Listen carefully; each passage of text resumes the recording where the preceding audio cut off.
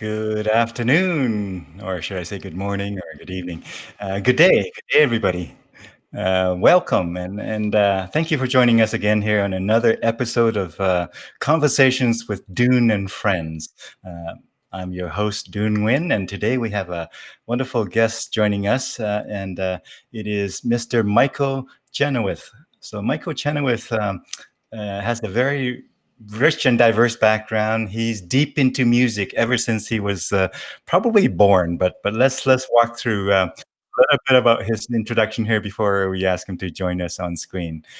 For our viewers out there, feel free to comment along the way. Feel free to ask Michael questions along the way here. I see Janet already says good day, Dune. So that's good. Our viewers can see us and hopefully can hear us.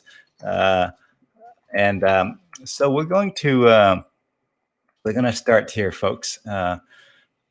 Since the first seeing Taj Mahal performing with only a thumb piano. Now, I don't even know what that is, but a thumb piano on the late night television with when Michael Chenoweth, our guest here, was merely 6 years of age. So I was pretty close when I said since when he was born. But 6 years of age, he's always had a strong fascination with performing and acoustically and unplugged. Michael still remembers that occasion like that happened, as if it was yesterday. It hit them very hard. So again, here's a very unique memory all the way from 6 years old. So after performing his first paid gig on drums at the age of 14, he performed on bass guitar as his main instrument. That led him to performing and touring for a number of years in numerous classic rock bands, but when he always found himself in the studio immersed in the blues recording of B.B. King and Muddy Waters and Sonny Terry and Brownie, McGhee and John Hammond, Tom Waits, Stevie Ray Vaughan, John Winter, and others. So lots of influences there. After a time, Michael decided to follow his true calling and took his career in the direction of more associated with blues and R&B. And since then, he's been performing, countless of thousands of shows, folks, with blues rock and R&B acts like the Shufflehounds, the Acousticats, Nightshift, the River City, Rhythm Kings, Mr. Lucky himself, Mr. Lucky, and Sugarfoot. And over the last number of years, Mike has put in a full concentration on performing as a solo artist and modeling himself after such greats as Sonny, Terry, and Brownie, McGhee, and John Hammond, and Keb Mo, and Taj Mahal, and Delbert McClinton, and Tommy Emmanuel, the awesome guitarist, and Tom Waits, and many more. And so his, he recorded some music as well. And his recorded works included being commissioned by a filmmaker, Peter Hill, to compose and record a soundtrack for his independently released movie, Happy Hour. Michael was enlisted. He enlisted the formidable talents of the Shufflehounds, one of his bands, to be featured on this particular all instrumental recording. And this movie was officially released and saw its debut in the Colin Lowe Theatre at Canada Place in Edmonton. And so Michael has been honored to appear as a guest musician, a number of other artists' recordings, and composed a recording for all original CDs and with his own band, Mr. Lucky, and so on. So these CDs were well received, and with the first one of the two attaining national distribution through Indie Pool, and no less than 9 of his songs from these CDs were actually received radio play and local and elsewhere. And so it's the CJSR, CKUA, and CBC. We all recognize those names there. And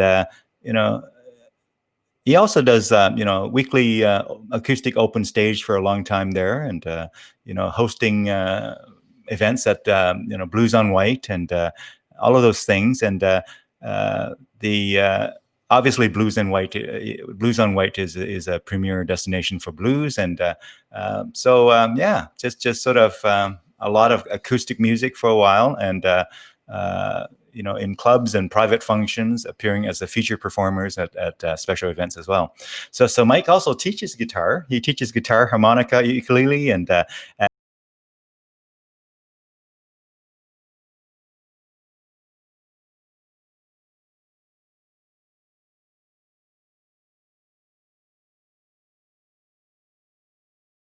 so Michael also teaches guitar at the Resonant Music School, guitar, bass, and harmonica, ukulele, and so on.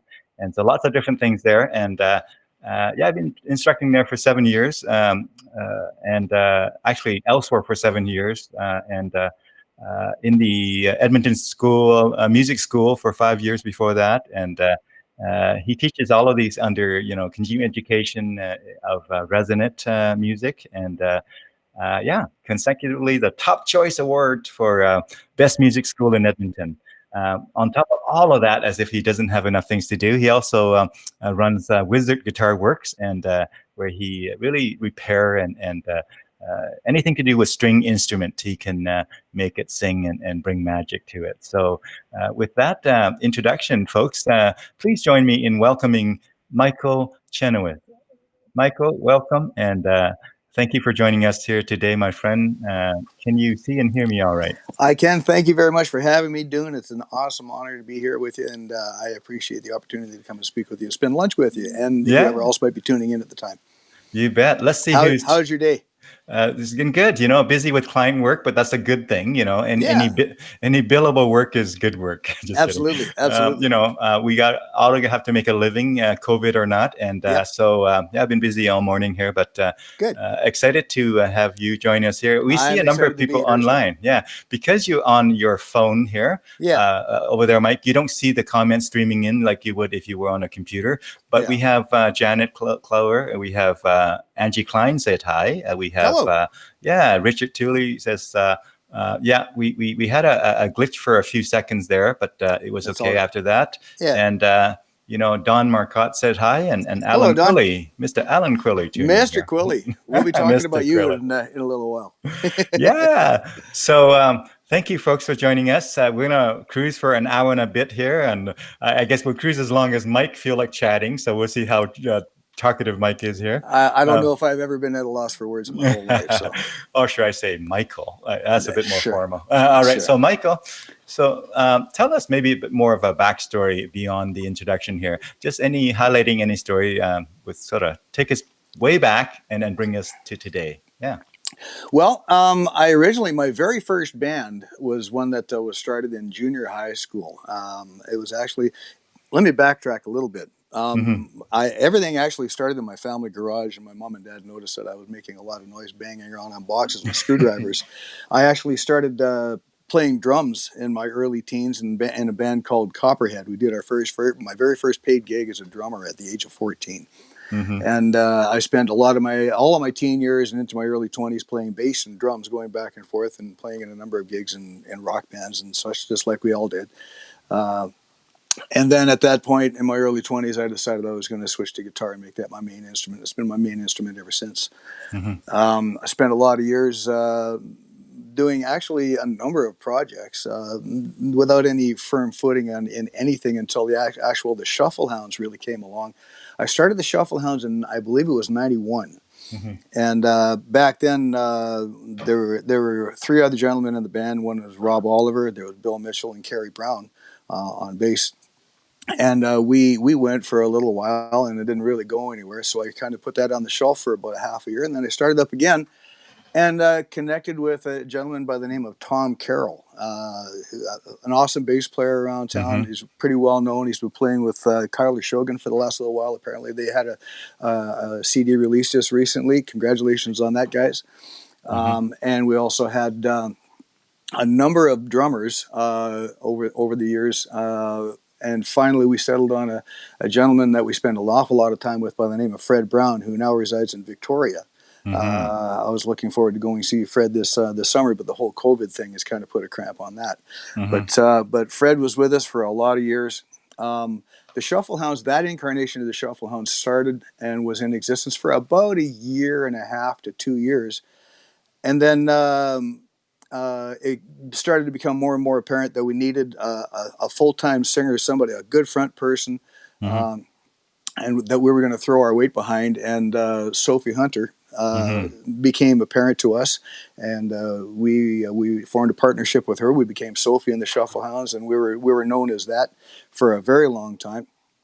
And after, long story short, I guess maybe 3 years ago or so, Sophie parted company with the band again, and the Shufflehounds carried on. And Mm-hmm. the Shufflehounds, actually, it was about 4 years ago. And then a couple of years back, this January, the Shufflehounds celebrated our 25th anniversary Awesome. engagement at the Crown and Anchor Pub. Mm-hmm. So yeah, there's a 25 year history with the Shufflehounds. During that course of the Shufflehounds, there was another band that I had started as a sideline. The Shufflehounds is pretty much a bar and club band, Mm-hmm. and I was actually looking forward to doing something a little bit on the side in the way of jazz and swing and low key stuff. So I started the band by the name of Mr. Lucky, which blew up way out of proportion compared to what I actually had originally envisioned it. And we wound up sticking together for myself and my drummer Patty Smith, awesome drummer, great shuffle guy, great blues man. Um, we formed a partnership for about 15 or 16 years, had a number of bass players. Our first bass player was a guy by the name of Dave Jackson. We went to Al Cumming after him, a wonderful musician by the name of Al Cumming who runs Smoking Hot Records in near Ardrossan, who we actually recorded our second CD with.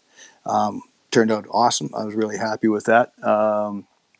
And after Al Cumming had parted company with us, we had another gentleman by the name of Alan Ropchan.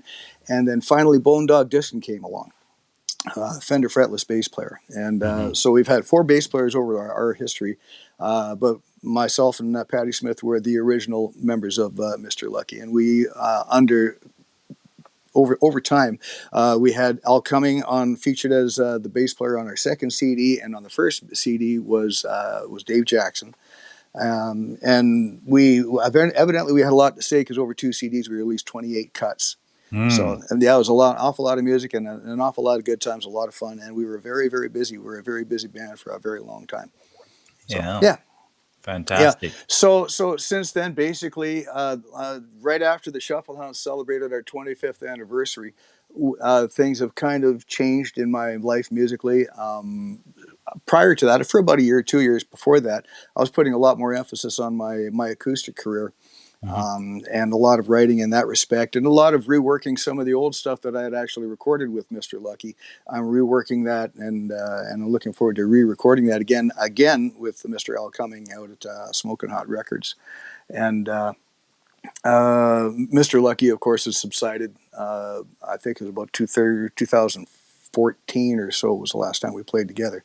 But yeah, I'm Awesome. looking forward to recording an acoustic, my debut acoustic CD, my solo acoustic CD.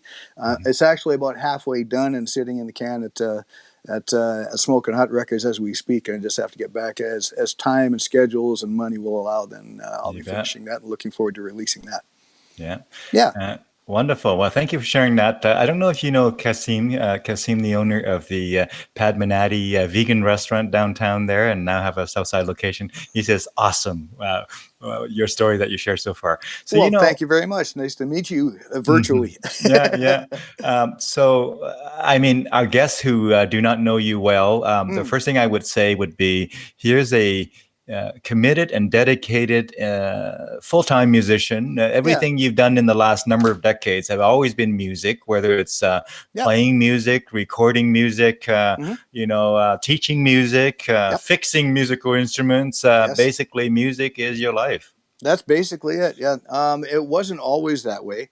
Hmm. Up until, I don't know, 10 years ago or so, I did have an actual day job. And I thought at that point it wasn't doing anything to help me. It wasn't very fulfilling or enriching. Hmm. It certainly helped pay the bills and help me to raise a family, Yep. but it wasn't really doing much for my musical resume. Hmm. So a little bit of a story about how I got started in teaching Hmm. for other. I had actually taught mostly guitar for a period, going door to door and teaching people in their homes. And during this particular day, job, it involved a lot of travel, a lot of driving around, and I found myself in the northeast corner of Edmonton one afternoon, and I was in the market for a second job because raising a family, of course, you never have enough money, right? So I noticed that there was a new music outlet, and I wasn't sure what it was yet. I just saw a sign out front that said Edmonton Music Studios, and the doors were open. There was a construction crew there. There were people doing things inside, building things. And I thought, well, maybe I'll just go and explore this. I thought maybe I could pick up a secondary job as a counter person selling guitar picks and drumsticks and things like that. So I walked in the front door, and there's a worker laying tile in the lobby. And I introduced myself. I said, "Hi, my name is Mike. Is the owner here? Is there somebody here I can speak with? I'm looking to submit a resume or an application for a job." And he didn't even look over his shoulder. He just kind of gave me one of those.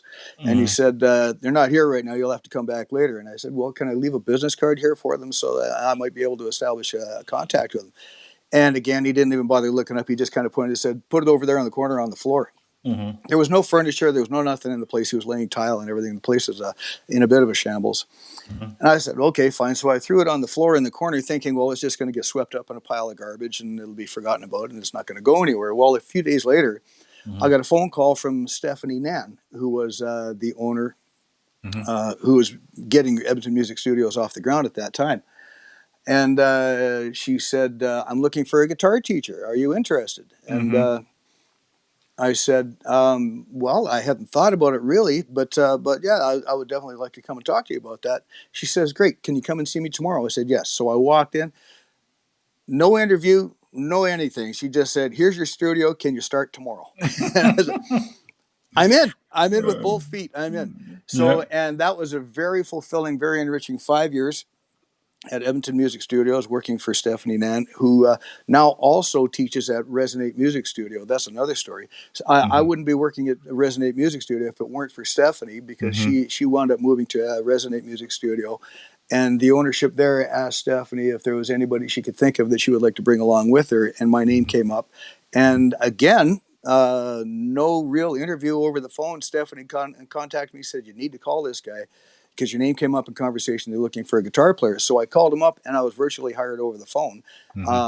And yeah, so it's been another 7 years of very rewarding, very fulfilling career, helping people to realize their musical dreams and goals, whatever they may be. So Yeah.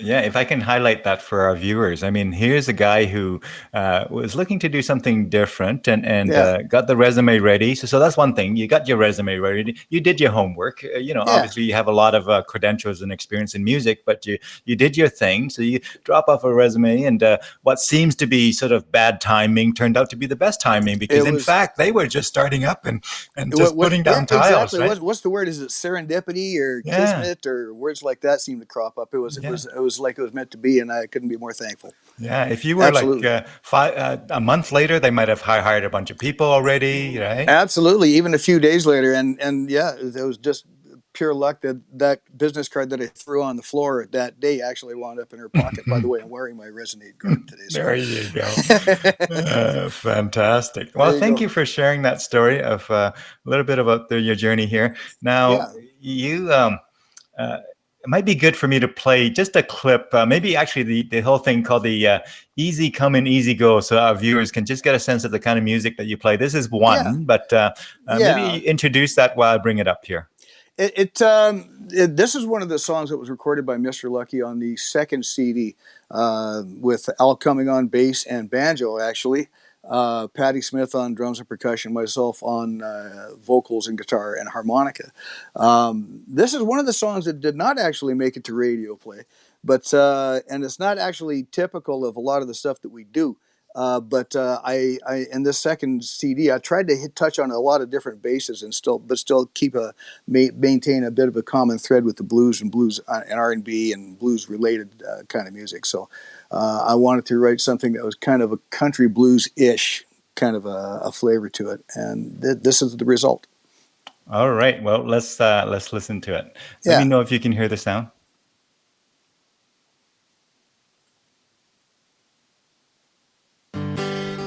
Yep.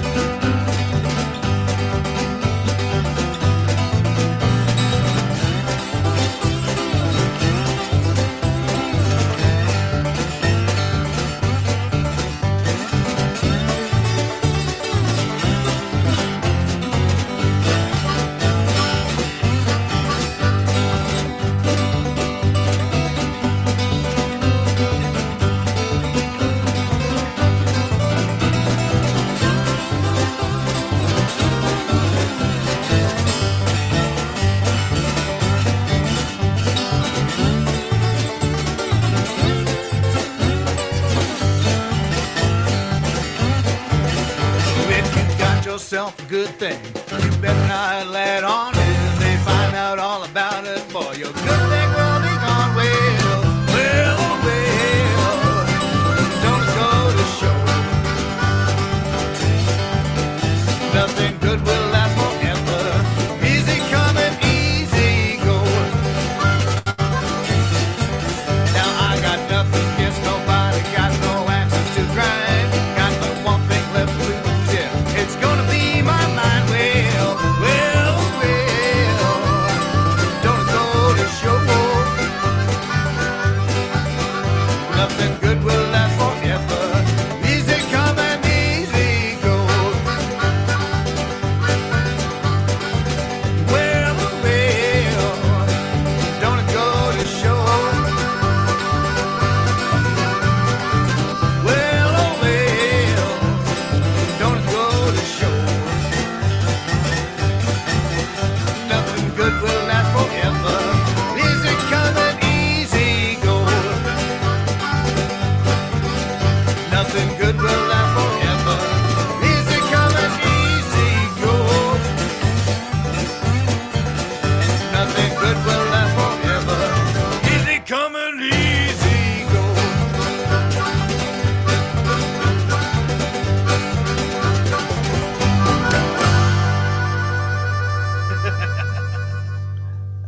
That was the best part of the song right there at the end. Fantastic. Hey, I Yeah. was going to say you were on vocals, guitar, and harmonica for this Yep. song, right? Yes, I was. Yes, I was. And Wonderful. if you heard the banjo in the background, that was Al Cumming playing banjo, and not simultaneously, of course. Yeah. Banjo and bass. Yeah. Yeah. Wonderful. Very multi-talented man. He plays guitar, banjo, bass, of course, piano. Yeah, he's a wonderful singer and a great guy to work with in the studio too. Absolutely. So. Yeah. Yeah. Well, thank you for sharing that bit of music with us here so far. And thank you for playing it. yeah. Now, do you do the harmonica over the shoulder and the little thing? I have experimented with that. A lot of people have asked me why I don't play very much harmonica in my acoustic shows, and I'm working towards that. I did it one time. I find that I'm much more. I enjoy playing harmonica a lot more when I can get my hands on it. Pardon me. So there's so much more capable tonal variances and effects that are possible with your hands. So I enjoy playing it that way. Yeah. I'm looking forward to. And I used to play with the rack, and eventually at some point I will eventually get back to that point. So I should mention. Shameless self-promotion here. You bet. Absolutely. Yeah. I was just recently hired again to present my third session at Metro Continuing Education for Harmonica Fun and Harmonica Fun for Beginners. It's an all ages thing, whether you're 6 or 96, it doesn't matter. All you really need is a harmonica and a love of music. There you go. So, yeah. I know a buddy of ours has just posted something about having bought a bunch of harmonicas. Oh, yeah. Al Quilly. I saw that. I caught that. We're not going to let you go on that one, buddy. We're going to talk about you in a little bit. Pardon me. Yeah. So again, you teach harmonica, you teach guitar, you teach bass and drums and vocal. Oh no, not drums. Ukulele. Ukulele and vocals. And guitar, bass, and no vocals either. I teach guitar, bass, harmonica, and ukulele. Cool, wonderful. Yeah. Well, maybe you can add vocal to that because you certainly have strengths in that, my friend. You can hold your own. I always tell everybody I'm not a very good singer. I'm really, really good at bellowing. So yeah. Mr. Quilly had given us a little smiley here. So yeah, a friend, Mr. Alan Quilly, has way too many guitars and not enough harmonica by our estimation, right? Absolutely. Yeah, he has the largest collection of guitars that I know of, and the numbers dwindle and then they accumulate, and they dwindle and accumulate. But I've always, I don't think I've ever heard him mention the fact that he had any less than 50 some odd guitars in his basement, and I know at one point he had over 80. Yeah. So the downsizing attempt has been a little bit questionable. Hey, Alan? Yeah, exactly. He makes a good effort every once in a while, but it never really goes too terribly far. He winds up flipping guitars. He doesn't wind up selling them. He actually winds up flipping. He'll trade one for another. It kind of goes like that for Yeah. What's the ideal? You're a guitar player, Dune. What's the ideal number of guitars in your collection? It's always one more than you already have. More than you have, and absolutely.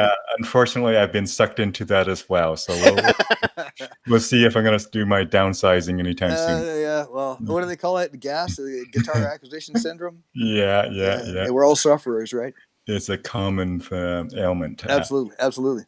Would love to maybe have you speak to some of the photos that you have available here for sharing. And I'd love to.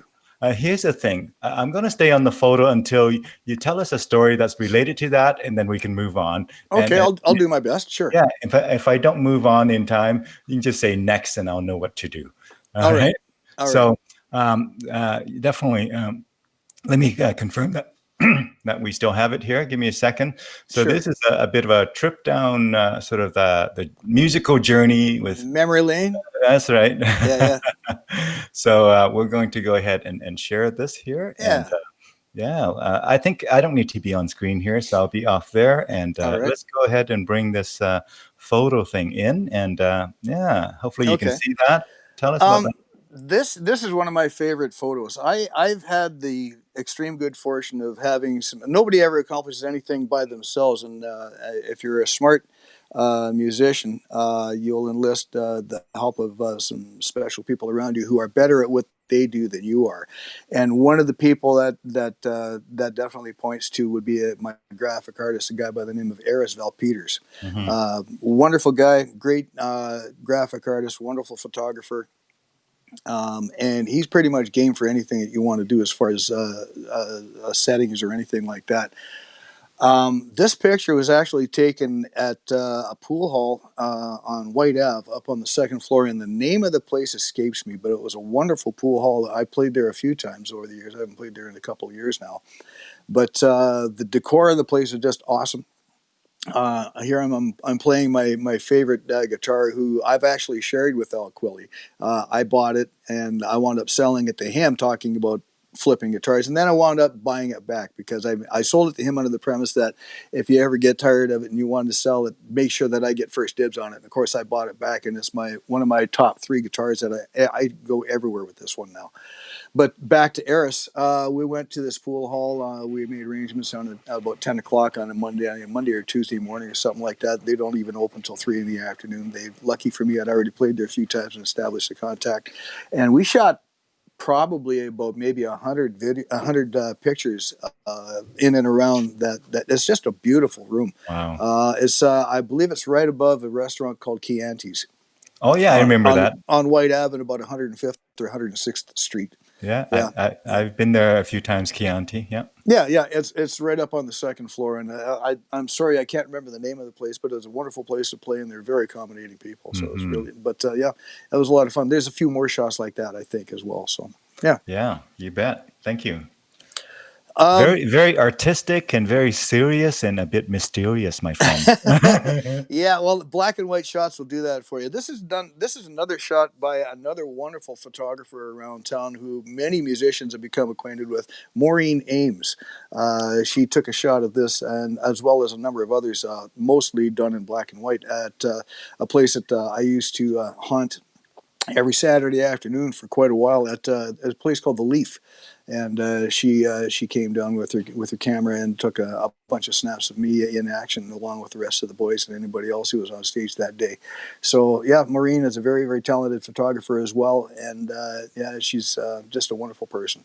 You bet. Yeah. And we love Maureen Ames of Maureen Ames Photography, and she does so much for the musicians and music community with her photography, and absolutely. It seems like she also enjoys the music too. So out there, wonderful. Sorry, I was just waving hi to my wife. She just walked in the doors. Oh yeah. so this is another picture by Maureen again at the Leaf. I should tell you a little bit about why I was at the Leaf. About 10 years ago or so, I guess, maybe 11. I started the jam with, I spoke about Fred Brown a while ago, a wonderful drummer that I played with in the Shufflehounds. And we started the jam at a place in downtown Edmonton called the Gas Pump. Of course. And that was a very successful jam. We were there every Saturday for like about 7 years. And it was a wonderful place to hang out.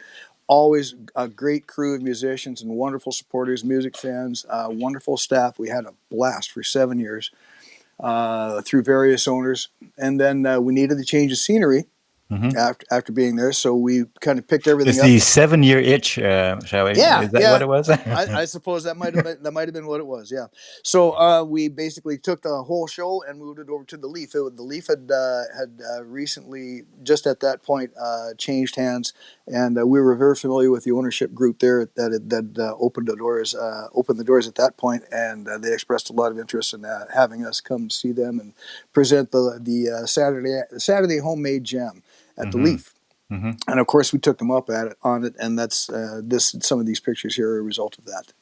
Yeah, so, fantastic. Yeah. Well, the Leaf is very well known and loved by many in the local community. Yep. And this is my closest one. This is basically just 5 minutes away from where I live. So this is Caffrey's in Sherwood Park. Yep, absolutely. This is a picture, a very old picture. You might notice that I think I'm wearing a beret and a Hawaiian shirt. Never ever the fashionista, this guy. But this is an old shot of Mr. Lucky with our last bass player by the name of Bone Dog Dixon, and Patty Smith on drums.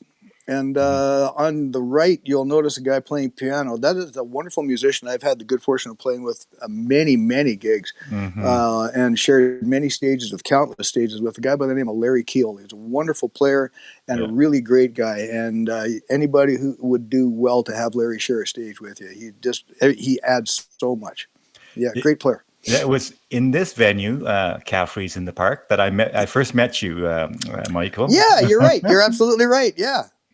Yeah. I remember that. Yeah, I don't think we ever shared a stage at that point. I wasn't a regular at Caffrey's. This Yeah. is actually back in the day when I think this is actually a Mr. Lucky booking. But Hmm. you and I actually met when Kevin and Rita McDade were running a Sunday afternoon jam, Absolutely. a Sunday evening jam, I believe it was. Yeah. Yeah, Yeah. and I know you were a regular at their jam Yeah. At quite a first, bit. people thought I was a photographer because I did a lot of photography and I video. remember that. And Yep. then midway somewhere in the evening, I would come up there with my guitar and say, "Oh, okay, he does something else too." Yeah. Yeah. Yeah. Absolutely. Resonate Music. This is where I'm currently employed and doing all of my teaching. Michael Catherine and the rest of the owners there and the management there. It's probably my dream gig as far as a teaching job goes. It might sound like I'm kissing up or something like that, but it's not really. It's been a wonderful 7 years right there, and I couldn't have asked for a better day job. Hmm. Absolutely, it's not actually. Of course, it's not a job. It's a passion for me. I spent a lifetime accumulating everything that I know about music, and at this point in my life, after I've been on the planet for as long as I have, I would hope that I have something to share, Hmm. and I really do look forward to helping other people to enrich their lives and help them to attain their musical goals, whether it's campfire strummers, if they're one. I right now I'm currently helping two or three of my students get ready to audition for Grant McEwen for the jazz program there. So it's all levels and all ages. My youngest beginner was 5 or 6 years old, began on ukulele, and my oldest beginner was 82. Hmm. So it's never too late. Just it doesn't really matter how old you are or what your aspirations are. Just yeah. My Yeah. my my thing is just have fun and just enjoy. Wonderful. Well, Yeah. that really resonate with me as well. uh, So we have some more friends yeah. chiming in here. Mr. Riel Fagnon, of Hey, course, Rael, how you doing, buddy? the guitar wizard. Yep. Shall we use your term, wizard? We'll get to that later. The audience will hear more about wizard, but I'd love to talk about that. Riel is a guitar master here in the. Absolutely. Rael and I have shared a number of stages as well, and it's a ton of fun sharing a stage with Rael because we tend to play off of each other a lot, and it's kind of like when we're on stage back in the old days in the old blues clubs. They used to call it cutting heads. We get two guys trading licks and Yeah. see who is kind of like upping the bar all the way through the song. Who can do what and who can outdo who. And Rael Yes. and I, we just have a ton of fun together. And it's a lot of Yes, fun. and I believe you and Mr. Alan Crilly did one of those too. But that particular situation, you only had one guitar between the two of them. For a guy who has so many guitars, I don't know why he was You sharing a think he guitar would with bring you more on than one stage. with? Yeah, Yeah, you think there'll be plenty of guitars on stage that day, but yeah. I believe you have a photo of that. we do. We come to that. Yeah. Yeah, Okay. Yeah, we'll talk a little bit more about that. I guess. Yeah. yeah, yeah. So, So well, yeah, hello. resonate has been a wonderful place for me to be for the last 7 years, and I have been told that I actually have a job there for life, and I'm going to take them up on that too. There So you go. yeah, Yeah. absolutely. Yeah. Well, wonderful. Well, let's look at some more here. This is Oh, where wizard guitars, all the magic happens. yeah, that's well, well, I don't know about magic. But okay. Yeah, this is where I tend to spend my mornings, most of my mornings during the week. Of course, I have a lot of endeavors and a lot of things that I keep my fingers in. But in my mornings, I spend most of my mornings involved at Wizard Guitar Works and working on other people's instruments. And this is where exactly right. This is actually located in the recently last year. Resonate Music School opened a second school downtown, just a little bit northwest of Oliver Square, and they decided that the good people at Resonate decided that they wanted to incorporate me into the business, and at some point we're going to make that official, and Wizard Guitar Works will be part of the umbrella under the umbrella of Resonate Music School. So there you go. Awesome. Yeah, Awesome. So I put hopefully I spelled it correctly there, Wizard Guitar Works. And, yeah. that picture, I like how it almost looks artistic, the angle that you got on there. Looks almost glamorous working there, Michael. Oh yeah, yeah. It's all about glamour and fortune and fame. I tell you, buddy. Yeah. I always like to bring up Delbert McClinton. You mentioned Delbert McClinton in the introduction there. Wonderful introduction, by the way. Thank you very much. I appreciate that. But Delbert McClinton is one of my inspirations as a songwriter and as a guy who he covers an awful lot of bases himself. He does blues and rock and jazz and funk and even country and that kind of thing.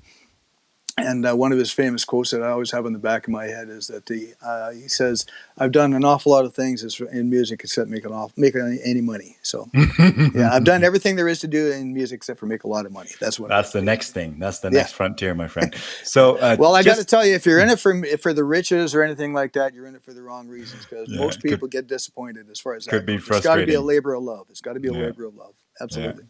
Hey, I want to kind of highlight some comments that I flashed up that you may have missed with your small phone there that you are looking at. Sure. So Mr. Real Fagnon says, was Alan, Mr. Quilly, he's referring to here, was Alan Quilly on top or bottom when you shared the guitar kind of thing? And Mr. Quilly, being nice that he is, he says, he always gives Michael the smart end, whatever that means. Yeah, he likes to say that. Well, do you happen to have that photo handy, Dune? Absolutely. There's a photo of myself sharing a guitar, one guitar. So we were doing our two guys, one guitar shtick. Yeah. It's tell me when you see that video, that photo, you see that photo coming? I think maybe back a little bit. Okay. There's a picture of Al Quilly and I actually sharing. There it is. That's the one we're talking about. And this actually, I spoke a little while ago about the Shufflehounds 25th anniversary show at the Crown and Anchor a couple of years ago, about a year and a half ago. And that's the last time Al and I got an opportunity to do this. Al, I mentioned the gas pump jam, and Al was a regular. He was there every Saturday for just about 7 years anyway, almost 7 years anyway. And we got to know each other musically very well. And I have no idea how it got started or whose idea it was or anything, but for some reason, in the middle of a song, we decided it was a good idea for us to share one guitar. So he would get the strumming end, and I would play the solos and everything like that at the other end. And sometimes it worked, and sometimes we would crash and burn, but it was an awful lot of fun. I just call it jazz then, right? Jazz. Yeah, jazz. Yeah. We 3/4 and blues. We seamlessly traverse from blues right into jazz and right back to blues again. There you go. Yeah. I'm a pretty eclectic kind of guy. Although everything I do tends to have at least one foot in the blues. I've never ever called myself a dyed-in-the-wool, straight-ahead blues guy. I've never been able to do that because I have. I'm pretty eclectic in my approach to everything. As music goes, I like to tell everybody I have on one end of my record collection, and I have a record collection. I have the Elvis Presley Christmas album, and at the other end, I have Metallica's Master of Puppets. so there you go. And I have everything in between. But everything I do musically when it comes to performance is pretty much blues related, and with a lot of other flavors and spices thrown in. So Yeah. Now, Mr. Real Fagnon says again here, he misses the gas pump so much. And I think that's a sentiment that many shares, I think. Yeah, absolutely. It was a wonderful time. It was a wonderful 7 years there, and it was an awful lot of fun, and it was the highlight of my week for a very long time. Yeah. Well, let's see. How far did we go with I'm just going to kind of scan through. Okay. So we're going to do this. We're going to get back to this. And I don't recall if you spoke to this photo yet. Tell us about this. This is basically just a kind of a promo shot that my friend Eris Peters put together. It was basically something. It was a promotional thing that I posted mostly for social media and that kind of thing. Basically telling people about what they can expect when they come out to a Michael Chenoweth show. Acoustic guitar fueled R&B blues and rock and roll. That's pretty much it. Yeah, in a nutshell. You get the kitchen sink with that? That's a lot of different stuff there, my friend. Well, that's kind of what I'm about. Everything but country. Yeah, I don't do some. I do some country flavored. I do some songs by country artists. Actually, of course, I throw my own twist on it, and winds up Uh-huh. coming out a little bluesier and that kind of thing. I occasionally will venture into a little bit of Hmm. classic rock and roll, but always with a bit of a spin because I have to make it sound like me. Hey, So this photo looks pretty exciting. yeah. Um, the good people at Resonate Music School are never happy unless we go big. It's always, what can we do bigger than the last time? We've done 3 shows like this. It's the size and magnitude of what we do in this type of a show is unmatched in this part of the woods, as far as I know. Mhm. We started 4 years ago. Pardon me. 4 years ago, we did our first show at Festival Place. And Festival Place seats 400 people or so, and Mhm. we sold it out. And then we did 2 consecutive shows after that at the Meyer Horowitz Theater in the university. 700 people at each show, sold out. Mhm. Basically, it's Resonate. We put on a show of basically 18 songs played Mhm. by 18 different bands. There's a common thread tying the entire show together, and each band consists of anywhere between 8 and 20 people. Big It's bands. Yes, it's absolutely huge, and they're all Resonate students. Cool. Some of the teachers will help out from time to time, but generally it's an occasion for the students to get together. What happens is about 2 to 2.5 months or so before the actual show, everybody is given their parts. Long story short, we put the bands together. We assign parts: guitar, piano, drums, vocals, whatever, to various people, and they learn their parts. Um, there are no real rehearsal. There's no rehearsals until 3 weeks before the actual show. In that case, we have 3 1-hour rehearsals.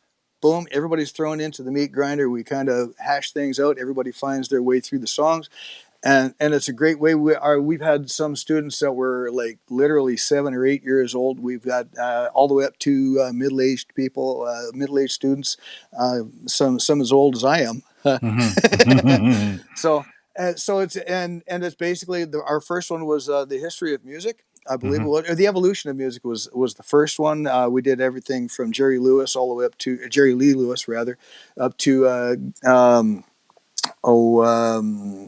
ACDC and stuff like that. The second one was music from the movies, and it was basically top songs from a number of big hits like National Lampoon's Summer Vacation. There was Top Gun.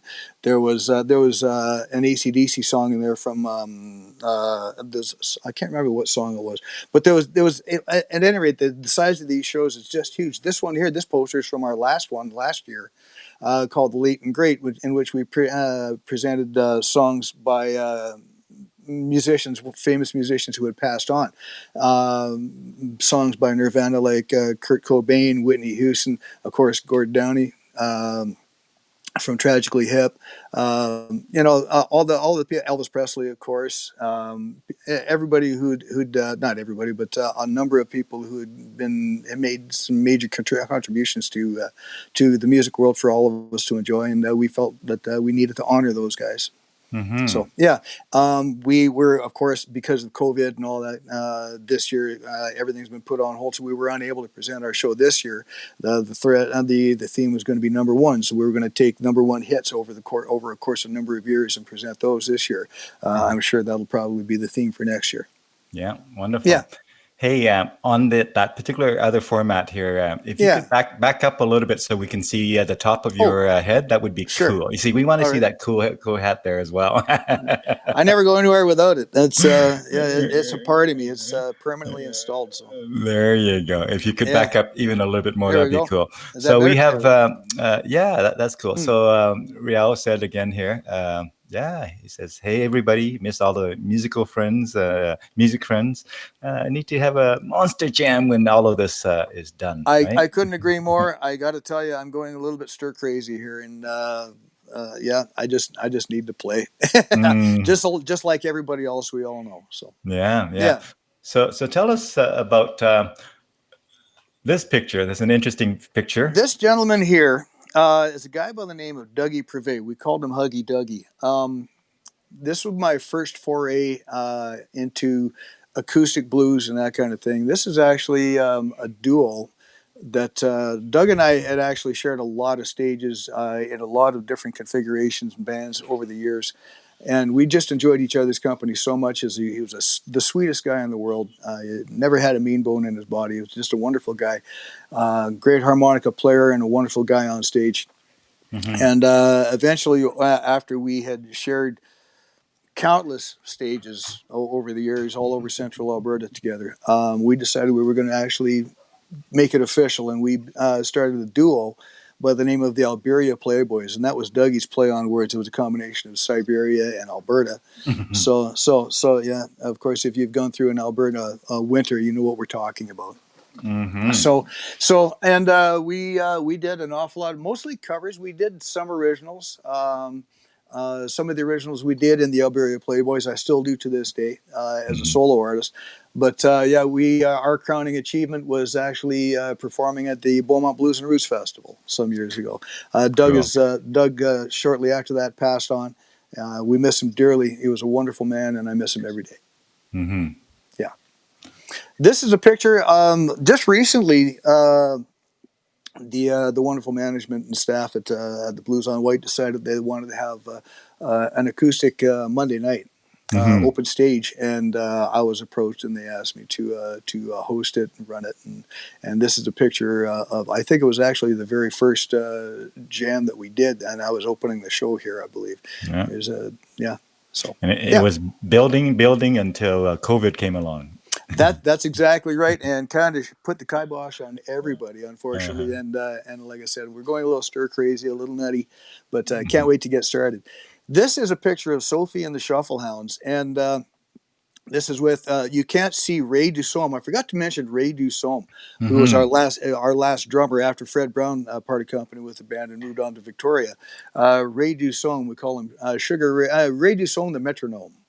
Sugar Ray, the Prince of Pound, all those names. He hates every one of them. So, but you can't see him because he's directly behind you and behind me in this shot. Center stage is Sophie. To our right, and Sophie's left is Tom Carroll on bass.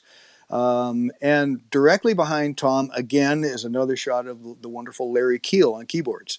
And this is a show. And this is at a place on 50th Street in Edmonton. At that time, I believe it was called the Draft. Now it's known as Boot Scoot and Boogie. But this is a wonderful place to play, and we had a lot of fun. A wonderful crowd. Yeah. This is a poster from our acoustic Monday nights at the Blues on White. You just saw a picture of me on stage just a couple of pictures ago. Again, Resonate Music School and Studio is our sponsor. We until recently, until everything kind of hit the fan, we had Terry Crooks of Revolution X Radio involved, who was broadcasting and live streaming the events there. Resonate Music School has been wonderful for us, and they've done an awful lot of good things for us there as well. So, yeah. Let's continue. Wizard Guitar Works. This is basically, like I said, it's my day thing. I put a lot of work into kind of building it up, and I'm hopefully going to make it a lot bigger over the years. So it's I've managed to meet a lot of wonderful players who I normally otherwise wouldn't have had a chance to meet, given different circumstances. So it's a very rewarding experience for me too.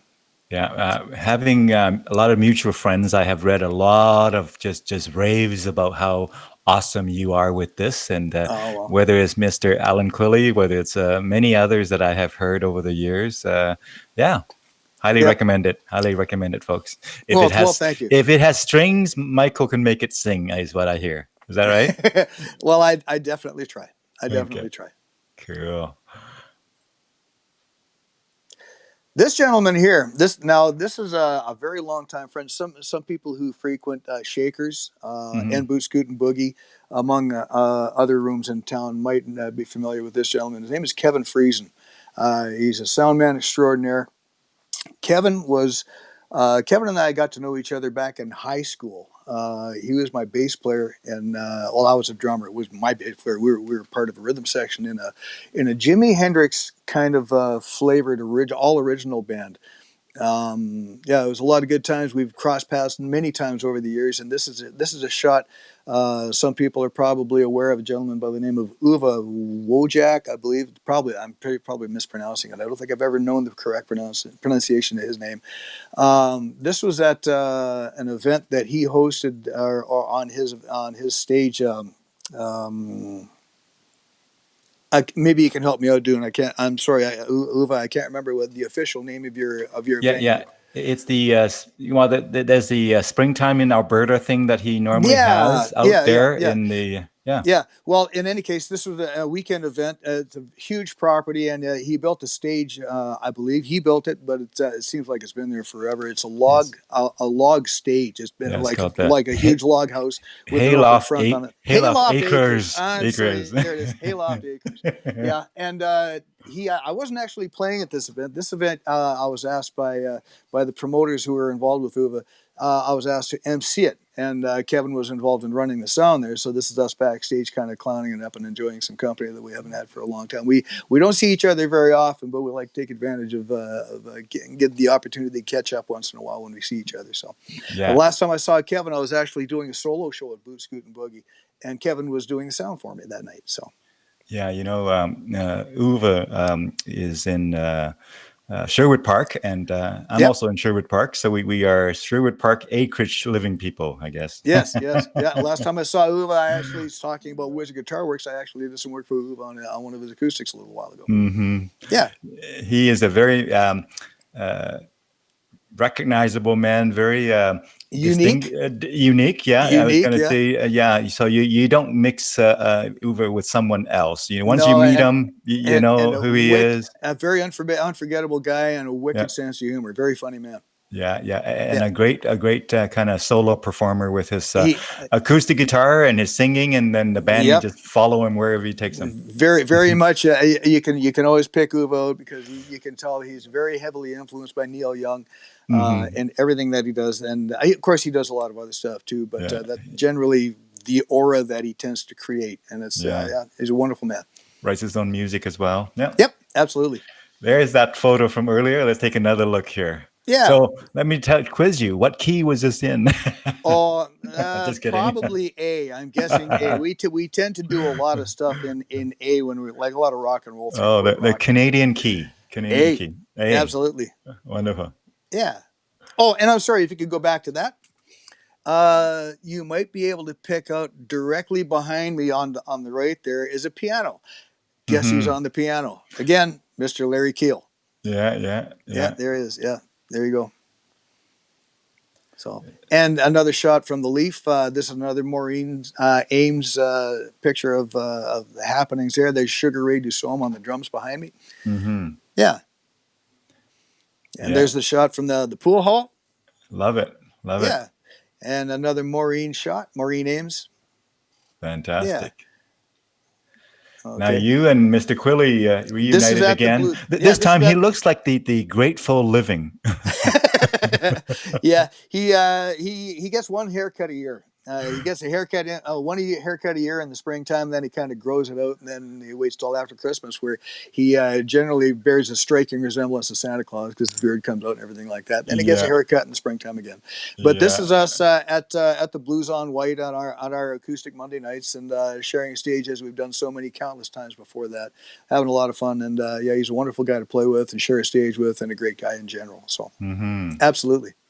I think you guys are in a mutual admirer club there, my friend. Well, he has an extensive musical history behind him as well. Played with a lot of people like Pam Proud and Celtic Fusion Illusion. Apparently, he's with right now, and another number of bands that he's been around forever and ever and ever. He's got a long history in music as well. So, Did you hear that, Alan? Yeah. Mr. Quilly, I think Michael just called you old or something. He says.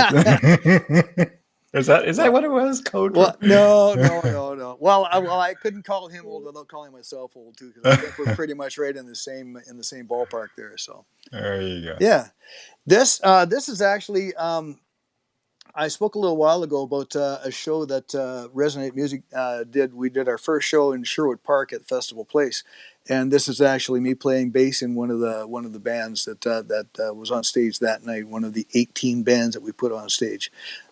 So I tend to I teach a lot of guitar, so my guitar students tend to outnumber everything else. So invariably, we're a little bit shy on bass players. So every once in a while, I'll help out and I'll jump on stage and pick up a bass or something like that. And yeah. Yeah. For some reason, everybody wants to be a guitar player, or for some reason, it's easier to learn. Maybe. Oh no, I don't think so. I think there's every instrument has its challenges for sure. So yeah, so yeah. Cool. Oh, this is a picture of myself. I was cutting a demo that day. This is Resonate Music School and Studios, professional recording studio. I think it was probably about 2 years ago. It became in such high demand where they actually opened the doors to the studio for 24 hours a day. Really? You can go to the studio and record at 4 o'clock in the morning if you want to. Apparently, I'm not sure if that's still the case. Of course, right now I'm not sure how much that has changed because of COVID or anything like that. But yeah, this is me. I'm cutting a demo. I actually this is my. I was in the process of doing a video demo for my own profile at Resonate, and they actually wound up doing a split screen thing where I actually played guitar and I played bass and I played harmonica, all that kind of thing. And this is in the middle of that process there. So yeah, You bet. You, yourself, and you again. yeah, absolutely, multiple Yeah. me's. Mr. Fagnon Real chimed in again and says, Yeah. You're not old, Alan, just vintage, he says. Hey, I'm going to keep that. I'm going to stick that in my back pocket. I'm going to use it whenever I need to. There you go. Yeah. And again, another poster from our Blues on White Monday night acoustic jam. The next picture, which you brought up, as I mentioned just a little while ago, I've been hired for a third session to present my Harmonica Fun for Beginners course at Metro Continuing Education. Used to be called Metro College, and they've since changed the name slightly. Yeah, it's a wonderful occasion to be able to get out and just I get a real mix of age groups and people with varying degrees of musical knowledge. Some know absolutely nothing. Some have a background in other instruments and stuff like that, which is helpful. But it's the whole focus of the whole course is just to come in and start right from the ground up, and then build into something that hopefully that when you leave you'll be able to continue on in your own musical journey, or if you want to. I mean, of course, like I said, I can continue lessons with you at Resonate as well. So yeah. This course actually is going to happen over 6 Thursdays in October and November. This is another picture. That picture that you saw of Huggy Duggy a little while ago. This is a picture of. This is pre-hat.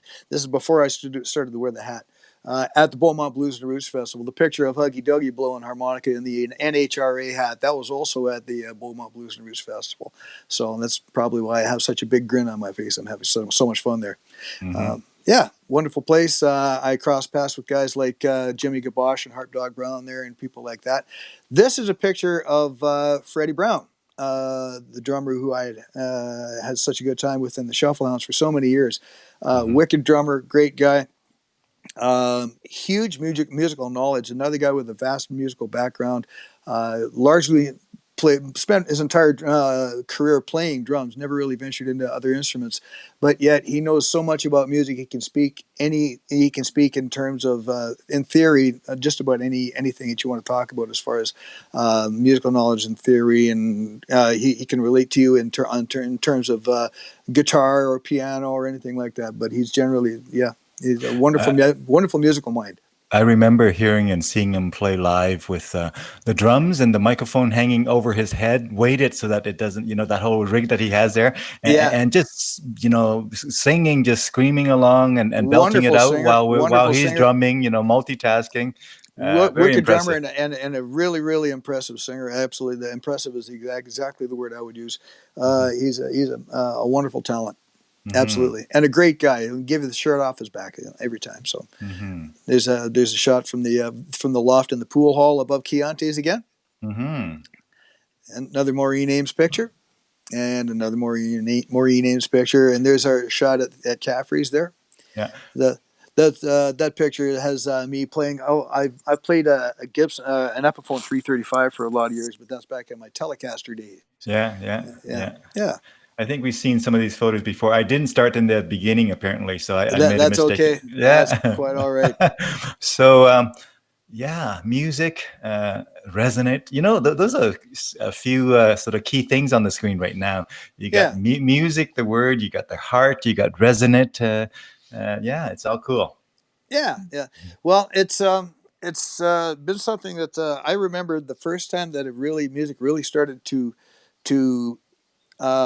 play a large part in my life was actually I believe I was in grade 5 or 6, and it was right around that time that I started listening to bands like Nazareth and bands like that, The Guess Who, Iron Butterfly, Creedence Clearwater Revival, and it was then that music really started to resonate with me. Hmm, hmm. And again, I guess the rest is history. I started putting together cardboard boxes in the family garage and pounding away on them with screwdrivers, pretending I was a drummer and I knew what I was doing. And Hmm. then my dad, I remember one afternoon he came home from work and he said, "Let's go for a ride." Hmm. And he piled me up into the front seat of the car, and we took a drive. And we walk into the stranger's house. And we walk in, and there's a drum kit there. And my dad bought the drum kit Hmm. for me that day. And I had actually been kind of hanging out with the band up until Hmm. that point. And then they found out that day that my dad had bought me a drum kit. Hmm. And they said, "Well, we need a drummer tomorrow. Can you play?" And I said, "Yeah." And that wound up being my first gig. And it was actually, apparently, I did pretty good. I knew enough at that time just by listening to the music, Yeah, the music that I had been exposed to at that time. I was actually able to kind of fake my way through it. And yeah. and I haven't looked back since. Yeah. Yeah. Hey, I want to share one or two more video clips with the viewers here. Now, Sure. what I have in mind here is that remember a week or two ago you joined the Tony Rufo jam with Yes. the Uptown Blues Jam, and I was doing the sort of the technical manning Absolutely. that, and I have Absolutely. a Yeah. recording of it here. Now, you play a few songs, so tell me which songs you want to play, but I'll just start it, and if that's not the part you want to kind of play, we will just fast forward and we'll kind of find our spot and we'll listen in a little bit. Okay. Okay. Sure. So this is live, unrehearsed. Just really, just we kind of serialized the various performers, and so you came on here after one other performer, and you played a few songs, and Yeah. so I'll Tony just Rufo runs a jam. I can't remember the the name of. Uptown Blues Jams. Yeah, Yeah, but where is it? It's a place on 124th Street, I believe, isn't it? right, right. It's the Resto Bar. Resto Bar. That's exactly right. Yeah. And as far as I know, that's a Thursday night event. And Tony, since COVID, has taken the event and made it a live streaming kind of an event, which Dune, our gracious host today, holds down the technical end of that and makes things Hmm. happen as smoothly as things can be. Hmm. And a couple of weeks ago, I had the great good fortune of being able to take part in that and just play and have some fun and enjoy the company. So yeah, Tony Rufo, great guy, and he's making himself a name around town as being an influencer, I guess, or a Hmm. facilitator, if you will. And of course, he's a musician as well, and he does a pretty fair job of what he does as well. So Yeah. I guess this is me. I haven't got a clue what I'm playing here, There but you go. Will be a surprise. okay. Although this is the same spot you're sitting in, my friend. Like There you you go. Yeah, like this well, spot. You yeah. like this spot. This is kind of like music central right now in my house because this is being that the music lessons and everything like that has been the format has changed from in person lessons to being online. This is basically where I do all my thing. This is where I do all my teaching from. I do all my rehearsing here. Everything that I have that music related is in this corner of the house in the basement there. And this is what's going on. This is the 2 CDs behind me that was released by Mr. Lucky. Yeah. 28 tracks, and 9 of them made it to radio stations like CKUA and CJSR and CBC, as you mentioned earlier on. So yeah, Hmm.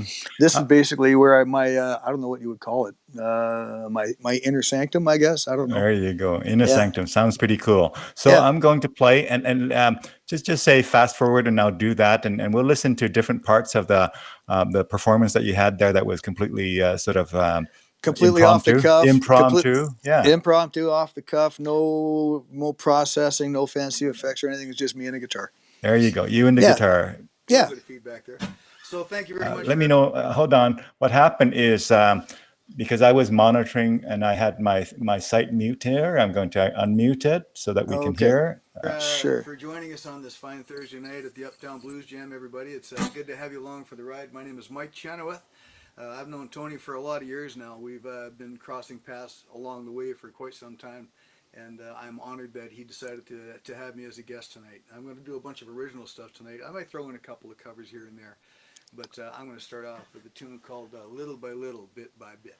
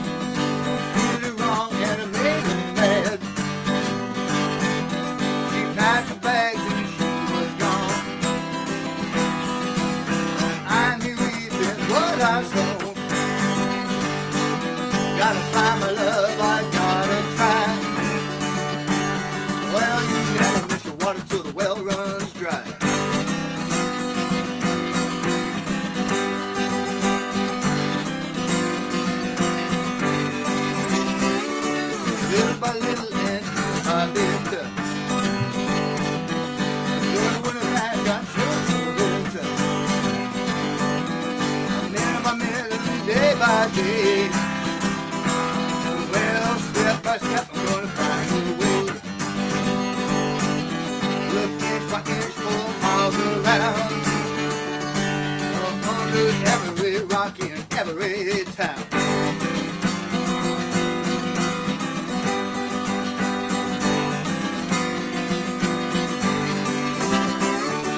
Gotta find a bag of things to see. Well, my baby needs so much from me. It sure don't matter what they all say. Well, I need your loving every day.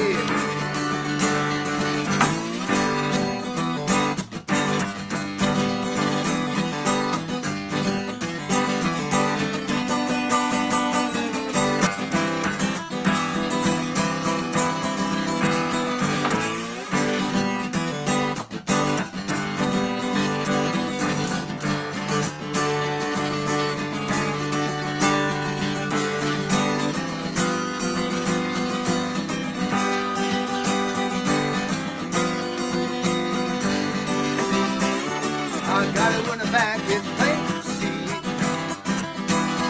Well, my baby means so much to me. It's surely gonna kill me, she don't come back. Oh, well, I'm sure they're gonna have me a heart attack.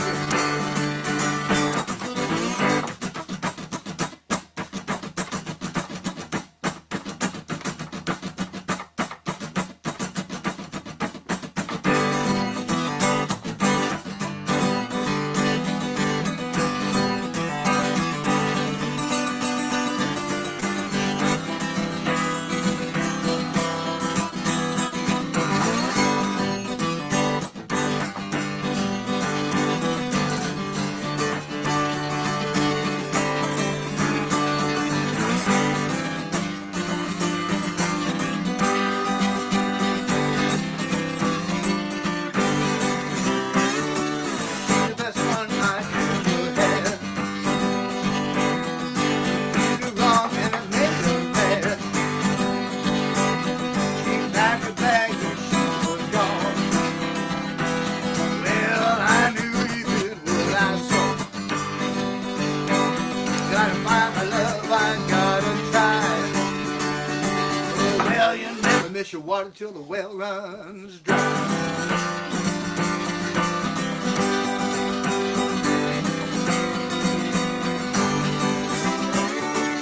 little by little and my bit. Gonna win it back, I'm sure of it good. Minute by minute, day by day. Well, step by step, I'm gonna find a way. Looking for inch for miles around. Under every rock in every town.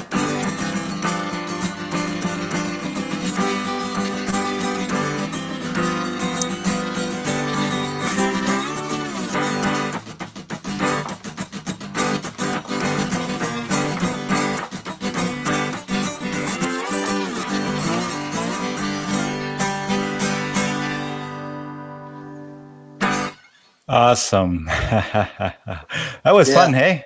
Yeah, that was a lot of fun. That's one of the songs that I actually recorded with Mr. Lucky back in the day. That was on our second CD. Yeah. Yeah. Now, we could play more songs from this jam, but perhaps let me ask you, when I Yeah. said, hey, Michael, would you like to join us and sort of chat for an hour and a bit? Was Yeah. there some other ideas or stories that you want to share that you haven't shared yet, Michael? I think that pretty much covers everything that I'm about.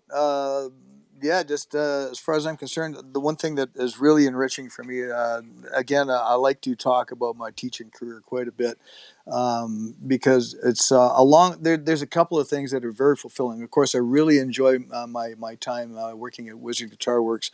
It's my pride and joy, and I've worked very hard to build that into what it is today. Also, everything that I do is very fulfilling in different ways. My performing career is performing and recording and writing and everything like that. For obvious reasons, it's also very fulfilling and rewarding in every way and every aspect that you can think of. And also the teaching aspect of it. For me. It's about the fact that I've spent my entire lifetime accumulating certain this field of knowledge that I have, and I think it's actually it's pretty important that I share that with other people, because I think a lifetime of gaining knowledge and gaining experience without actually helping somebody else to kind of realize what it is that they're trying to attain. If you can share that's so fulfilling and so exciting for me to be able to wake up every morning and be able to say that I get to do this again every day. Mm-hmm. So yeah. Yeah. So everything that I do is I'm a very, very lucky, very blessed man in that I get to be able to do all these things, and they all bring a different aspect of fulfillment for me. So yeah. Mm-hmm. Yeah. Well, wonderful. Thank you for sharing that, Michael. And as we sort of round the corner on wrapping this up, Yeah. I want to give you. Here's what we could do. What's that? I could put the photos on slideshow, and you tell us a story or two before we wrap it up. Do you have a story that you want to share? Think of a. I'll try. I'll do my best. You Yeah. bet. Let's play with that for a And moment. maybe a short story, or maybe in just a comment or something like that. Yeah, Sure. yeah. Keep kind of take us out with that, and then we'll say I'll try. goodbye shortly after that. Before we do that, I just wanted to say thank you very much for having me, Dune. It was it's an honor that you asked me to be part of this, and I think what you're doing is wonderful, and you're giving a voice to people at this time, especially when nobody gets a chance to get out in front of a crowd in the usual format in the clubs and that kind of thing. I'm sure I speak for everybody when I say thank you very much for the opportunity to come and do this with you today. Well, thank you, Michael, for spending the time with us here. And Yeah. It's my pleasure to be able to contribute in this way, in a very unique way. But yeah, Absolutely, appreciate yeah. it. Yeah, okay. So I'm going to take myself off video here, and you just talk to the photos there, and then I'll come back, okay? I'll do my best. Okay. So, as I said, this is kind of like a photo. Oh, this is the late and great, the poster that... You can I'm just sorry? tell us a sort of an overarching story while the photos flash by, is what I mean. Blues on White, Monday night acoustic jam. That's where we like to spend a lot of time. The Sophie and the Shufflehounds, wonderful band that I played with for 25 years. There's another poster from our Acoustic Mondays. Yeah. Wizard Guitar Works, my pride and joy during the day. Absolutely, a lot of fun. Kevin Friesen, wonderful guy, great bass player too, by the way. I don't know if he still plays or not. This is a picture. Bob Sword, another shot at the Leaf. Yeah, Al Quilly, one of my favorite people in the whole wide world. Mm-hmm. Absolutely. Shot from Maureen Ames at the Leaf, me on slide guitar at the time. There's me on my favorite acoustic guitar, my Resonator. Yeah. Another shot from Maureen Ames on me playing slide at the Leaf, having some fun. More Wizzy Guitar Works, absolutely. Mm-hmm. Yeah. Me and Al Quilly tearing it up at the Blues on White on a Monday night. Another shot of the Wizard Guitar Works shop. Yep. Me playing a Rickenbacker bass. That bass actually belongs to Warren Sillipa. Myself on acoustic guitar in the recording studios at the Palatial Resonate Music School and Studios. There's another poster from the Blues on White Monday Night Jam. Me in front of Metro Community Continuing Education. That was right after I actually got hired for my first session there. So, yeah. There's myself as half of the Alberia Playboys appearing at the Beaumont Blues and Roots Festival. There's Fred Brown on drums. And in the background is Bone Dog Dixon. There's myself on my Resonator again. Another shot from Maureen Ames, me playing slide at the Leaf. I love playing slide guitar. It's a ton of fun. It's so expressive. There's me on my red Epiphone 335. There's Mr. Lucky at Caffrey's so many years ago. Yeah. Resonatemusic.ca if you're interested, folks. There you go. Yeah. So, another shot of another one of my inner sanctums there. There's another shot of Resonate, and there's Ray Dusome, Sugar Ray Dusome on the tubs there. So, and there's a shot from the lobby of Resonate Music, our North school, wonderful school, and there's me in my happy place. Yeah, there's another shot of Huggy Duggy. Huggy Duggy, yeah, wonderful man. I miss him every day. There's another shot of us playing the Shufflehounds playing at the draft there. Yeah, there we go. And there's another shot of me at Festival Place. There's at that show, I believe it was. Yeah. So there you have it.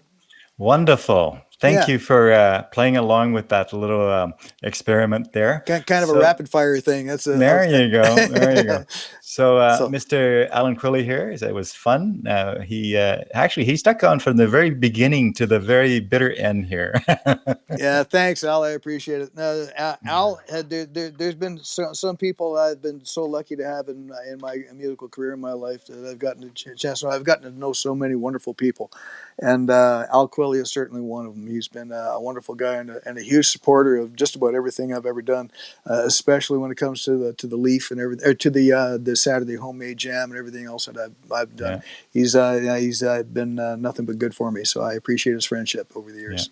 Yeah, absolutely. Hey, so one last thing before we say goodbye to our viewers. If there were 3 words you want our viewers to keep in mind that comes from Michael Chenoweth from this conversation, what would be 3 words that wrap up what we've been talking about, Michael?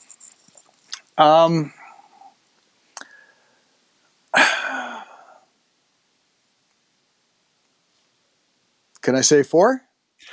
Before you say that, Mr. Rail Fagnon also says he stayed too, guys. So he also stayed till the bitter end here. As we extend our time in overtime here, if you're talking about hockey, we're now past third period. We're now into overtime. Yeah. There you go. Yeah, we're into talking about Canadian references with the key of A that you had mentioned a little while ago. I would like to take a liberty with what you suggest. I'd like to say 4 words. I'd just say, wonderful. Be true to yourself. Be true to yourself. Yeah, wow, fantastic. Yeah, that's basically it. So, well, wonderful. Well, with that sentiment from Mr.